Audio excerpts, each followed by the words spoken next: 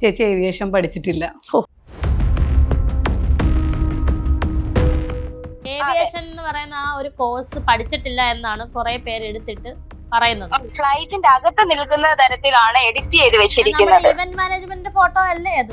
അതെ, ഇവന്റിന്റെ ഒരു ഫോട്ടോയാണ് എടുത്ത് എഡിറ്റ് ചെയ്തിട്ടേക്കുന്നത്. കൂടെ പിടിച്ചൊരു ആര്യ എന്ന് പറയുന്ന ഒരു വ്യക്തിയാണ് ഇത് ഇട്ടേക്കുന്നതെന്ന് തോന്നുന്നു, എന്നെ പറ്റിയ പരാമർശം. ഞങ്ങൾ ഏവിയേഷന്റെ വേഷം, അത് ഏവിയേഷന്റെ വേഷമല്ല, അത് ഞങ്ങൾ ഇവന്റ് മാനേജ്മെന്റിന് പോയ സമയത്തുള്ള വേഷമാണ്. എന്തൊക്കെ കള്ളത്തരങ്ങളാണ് ഇവറ്റകൾ ഇടുന്നത്. 5 days ഉണ്ടായിരുന്ന ട്രെയിനിങ്ങിന്റെ ഭാഗമായിട്ടുള്ള ഒരു ടൂർ എന്ന് പറയാൻ പറ്റത്തില്ല, സ്റ്റഡി ടൂർ ആയിരുന്നത്. എന്തിനാണ് ഞാൻ കള്ളം പറയുന്നത്? കള്ളം പറയേണ്ട ഒരു കാര്യം രേണുസുതിക്കില്ല. ഫ്ലൈവിംഗ് ഇൻസ്റ്റിറ്റ്യൂട്ട് ഓഫ് ഏവിയേഷൻ ചങ്ങനാശ്ശേരിയിലുള്ളതാണ്.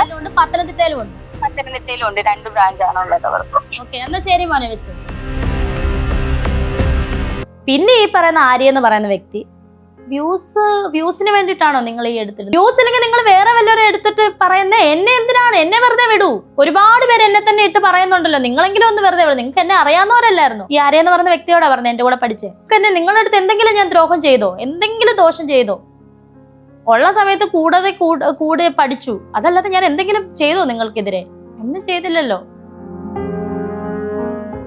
ഞാനൊരു കാര്യം ചോദിച്ചിട്ടെ, അവര് പറയുന്നത് ട്രെയിനിങ്, ഞാൻ ഒരു സ്ഥലത്തും ജോലി ചെയ്തെന്ന് ഞാൻ പറഞ്ഞു. നമ്മൾ ട്രെയിനിങ്ങിന്റെ ഭാഗമായിട്ടാണ് ഫ്ലൈറ്റിൽ കയറുന്നത്.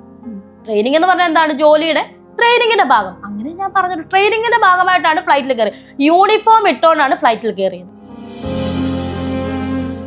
ചുമ്മാ വിനോദയാത്രയ്ക്ക് പോകണ ഏത് ഡ്രസ്സ് വേണം ഇടാമല്ലോ. ഇത് യൂണിഫോം ഇട്ടുകൊണ്ടാണ് ഫ്ലൈറ്റ് യാത്ര. ആ കുട്ടി പോലും, ഈ ആര്യ എന്ന് പറയുന്ന വ്യക്തി പോലും, അതായത് എന്നെ ഞാൻ അവിടെ ജോലി ചെയ്ത് പച്ചക്കള്ളം എന്നൊക്കെ പറഞ്ഞ ഇവര് പോലും യൂണിഫോം ഇട്ടുകൊണ്ടാണ് കയറുന്നത്. അത് ഒരു ട്രെയിനിങ്ങിന്റെ ഭാഗമാണ്.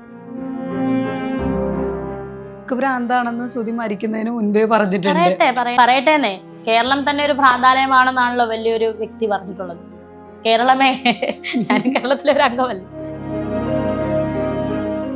മാങ്ങയുള്ള മരത്തിലെ കല്ലെറിയുന്നു കേട്ടിട്ട്, അതൊക്കെ തന്നെയാണ് നമ്മളെ കൊണ്ട്. അവർക്ക് എന്താ, ഞാൻ വളർന്നു വരുന്ന ഇനിയും അവർ വലിയ ആളാകുമോ, സെലിബ്രിറ്റി ആകുമോ എന്നൊക്കെ ഉള്ളൊരു ഭയം കൊണ്ടായിരിക്കണം ഇങ്ങനെ തന്നെ ഈ സൈബർ ബുള്ളിങ്.